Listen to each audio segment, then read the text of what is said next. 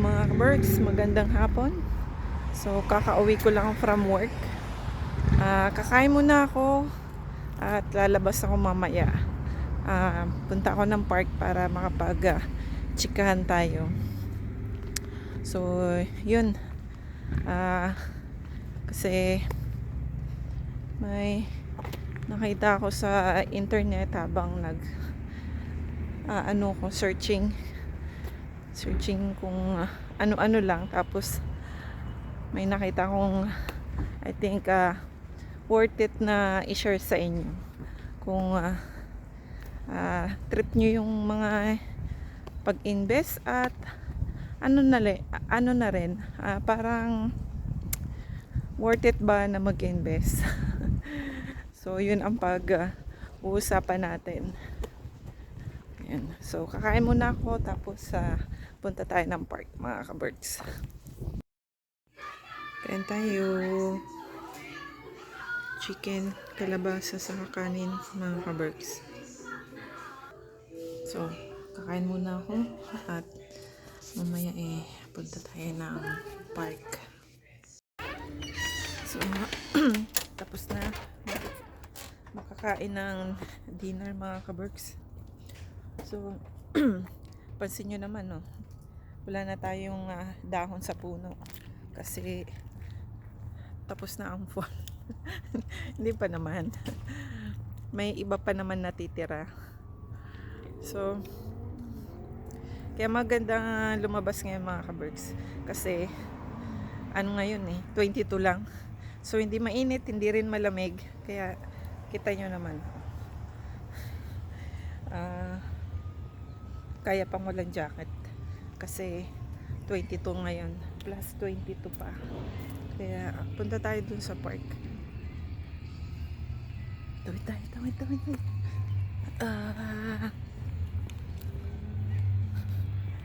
So ito yung park namin.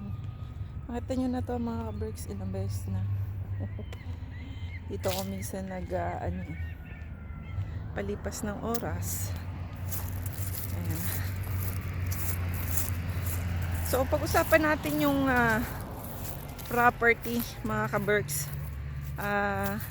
dito sa Canada, sa Pilipinas, at nakadiscover ako ng isang bansa na very interesting. Very interesting na mag-invest. So kasi nga ka-search ko, nag-pop up sa YouTube. So na-intrigue ba ako. So tinignan ko siya. Kailangan natin ng lamesa mga kabirds. So na-intrigue ako mga kabirds. Kasi dito mga kabirds sa Canada, 'di ba? Alam naman natin na sobrang mahal ng property dito. Hindi ka makakahanap dito ng free, 'di ba? Free na bahay. Walang free dito.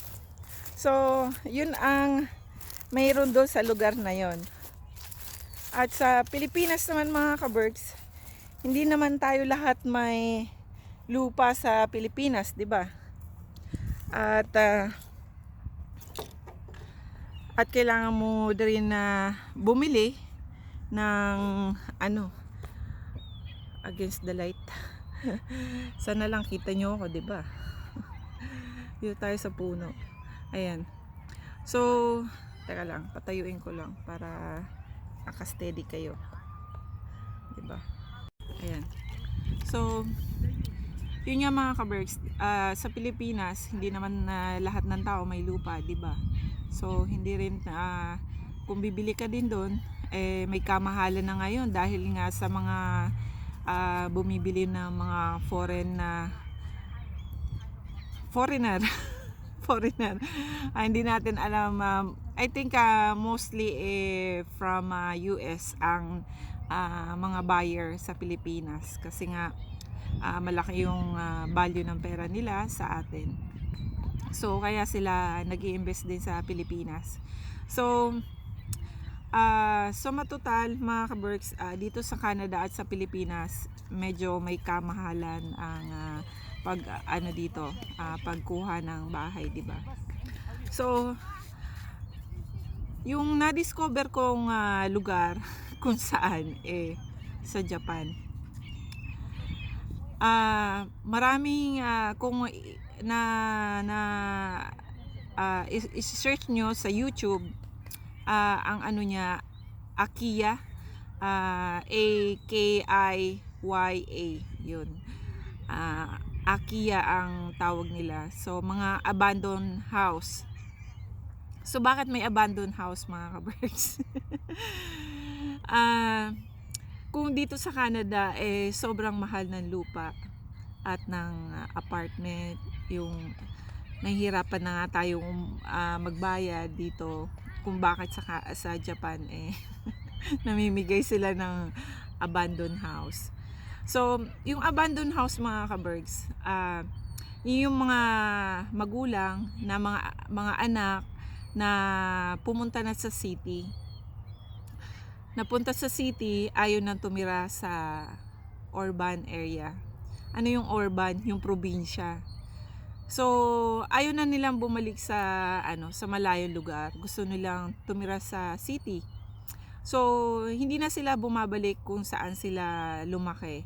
At kung farmer ang magulang nila, ayaw na nilang maging ganon. At isa pa, according doon sa research ko kung bakit ayaw na nila doon sa bahay, dahil hindi siya updated. May mga bagay na insulation, mga luma ng bahay to, mga kaberks, kaya pinamimigay dahil ayaw na ng mga anak or mga kamag-anak na excuse me, na ipagawa pa para hindi na worth it na kung gigibain, gagastos pa sila, tapos kung papatayuan, di mas mahal. So, mas gusto na nila yung kumbaga bagong bahay at magmo-mortgage sila kaysa yung so, yun ang mga kadahilanan, mga kabergs. Bakit ko naman na isipan na magandang mag-invest doon? Kasi nga, mga kabergs, parang ang laki nung difference ng yung dollars dito sa Canada pag binili mo doon, na pwedeng maging Airbnb mo or gusto mong magkaroon lang ng property doon, na kung gusto mong mamasyal doon, hindi mo na kailangan na magrenta, 'di ba? Kasi ang kagandahan sa Japan, mga kabergs, ang main of transportation nila, train. Kaya kahit kasulok-sulukan ng lugar nila, may train sila. Kaya kung gusto nyong maikot yung Japan, sa train lang ayos na. Pwede rin naman kumuha ng sasakyan, pero kung mamamasyal ka doon, bibili ka, anin mo na yung pag wala ka na doon. So, I think mas maigi kung mag-train, 'di ba? So, yun nga, mga kabergs, parang magandang opportunity, 'di ba? Kasi nga kumbaga sabi nga, bumili ka kung kailan mura. Pero ang catch nga nun, mga kabergs, may mga kumbaga hanapin mo pa yung konti lang ang renovation. Kung maraming renovation, baka magastos din, 'di ba? So, kumbaga hahanap ka talaga ng good deal. So, tsatsagain mo talaga. Or kung ano naman, pupunta ka doon para makita mo kaagad, 'di ba? At i-feel mo yung environment kung gusto mo talagang bumili. Pero for me, it's a good investment. So, yun pa, mga kabergs, questionable kung kung good investment ang magkaroon ng lupa ba talaga. Kasi parang napagtanto ko doon sa sa pagsesearch ko doon sa abandoned house. Imaginein mo na pinagpaguran yun ng mga magulang nila, 'di ba? Tapos dahil nasanay na sila sa city life, ayaw na nilang bumalik doon sa probinsya. Parang sa atin lang, 'pag napunta na ng Manila, wala na silang makitang buhay. Pero hindi ko naman nila lahat, mga ka-berks. Meron lang siguro talagang tao na mas gusto nila yung buhay sa city. Meron naman mga tao na mas gusto nila ng tahimik na buhay sa probinsya, na kumbaga laid back. Yun. Malaki ang factor kasi, mga ka-berks, pag nasa probinsya ka, na mayroong mga bagay na hindi mo makukuha sa city din. Yan, tulad ko na lang sa inyo, mga ka-berks, sa probinsya namin. Syempre kung pupunta ako ng Manila, uupa ako, 'di ba?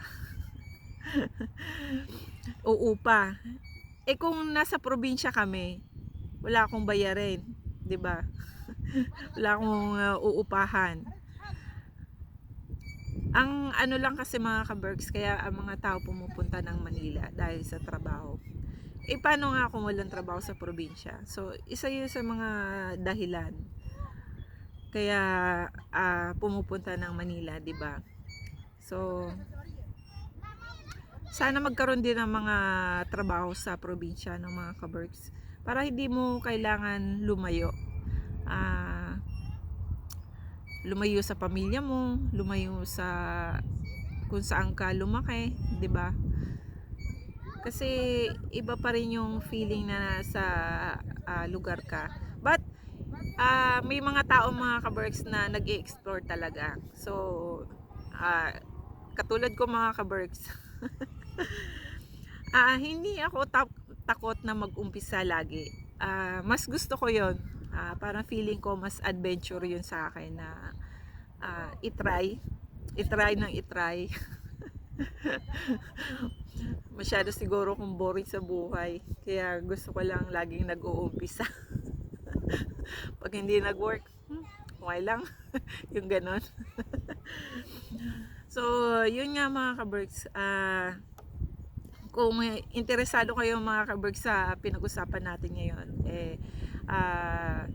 papakita ko sa inyo, mga ka-berks, kung saan ako nag-search ng mga vacant houses, saka mga mura at may mga mahal din. So doon sa mga taong mahilig mag real estate, mag-invest, or naintriga kayo sa Japan, gusto nyo pumunta sa Japan, baka it's about time na kailangan nyo mag-invest doon. Airbnb, di nyo alam, di ba? Airbnb, rental property, yung mga ganon. So, yun, mga ka-berks. So, see you na lang sa susunod na video. So, as always, do what makes you happy.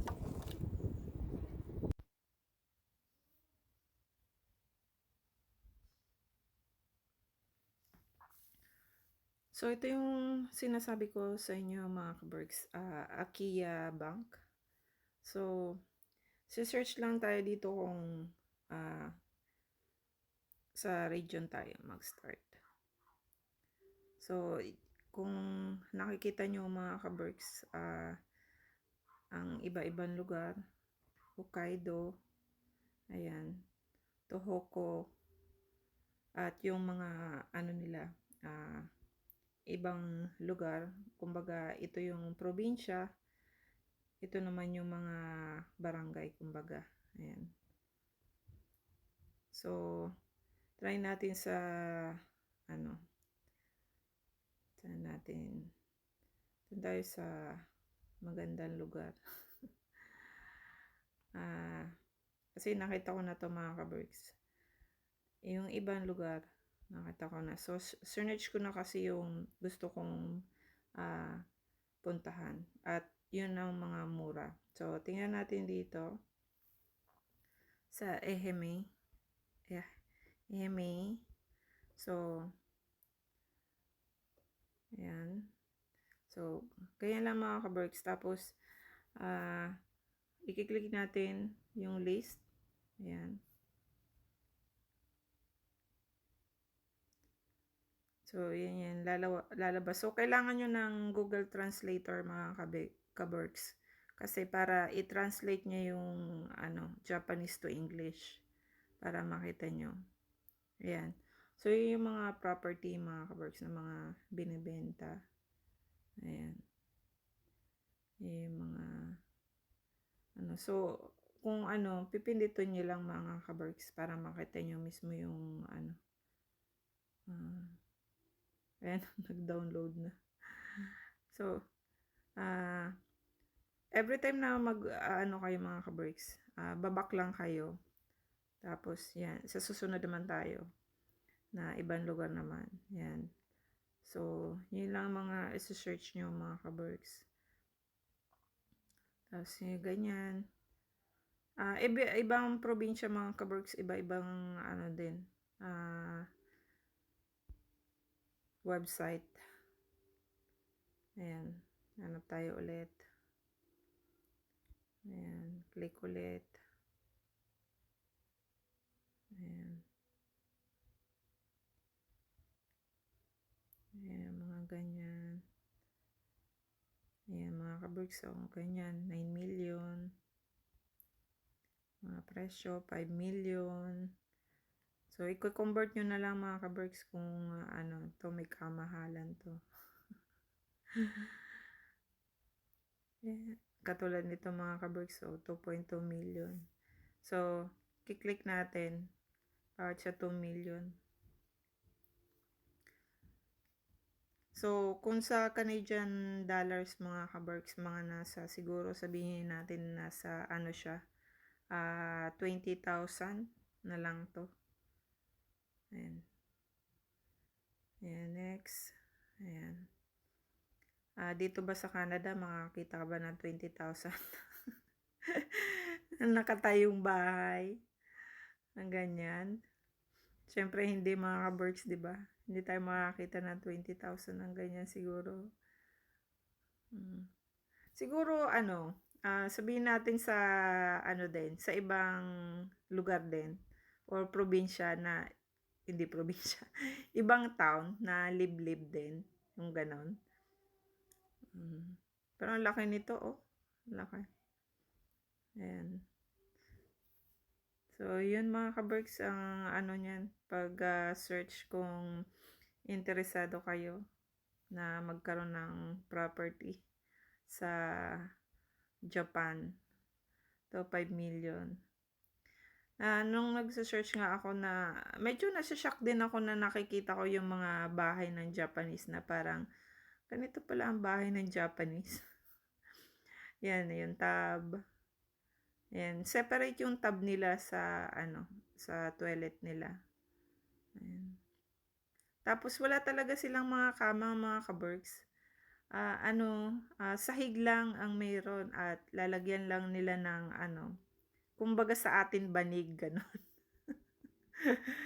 So, very traditional pa tong mga bahay na to, mga ka-berks. Wala silang yung western style na may kama, gano'n.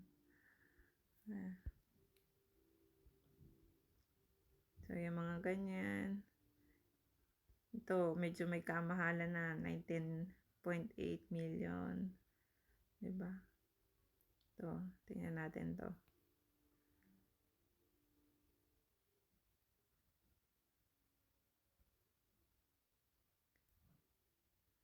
Ayan. Ito, mga na, abandoned house siguro to. Kasi maraming gamit. Ayan o. Ganyan. Yung iba kasi mga kaberks hindi masyadong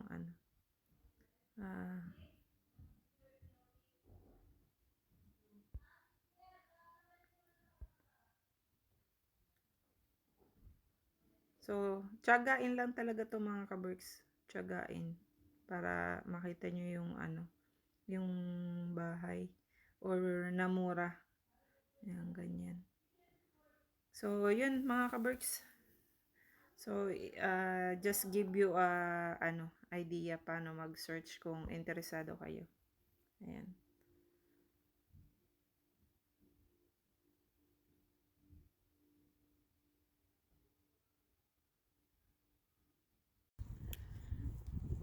Nakakalungkot lang mga kaberks na yung bahay na pinagpaguran ng ng magulang nabubulok lang, 'di ba? Na na-abandon.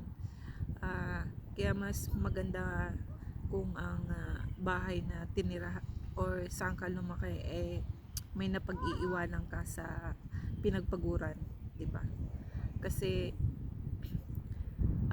ilang taon nila yun bago binuo yung bahay na yun, 'di ba? Ilang ilang pagod, ah, ilang taon at yung mga sakripisyo bago natayo ang bahay, 'di ba?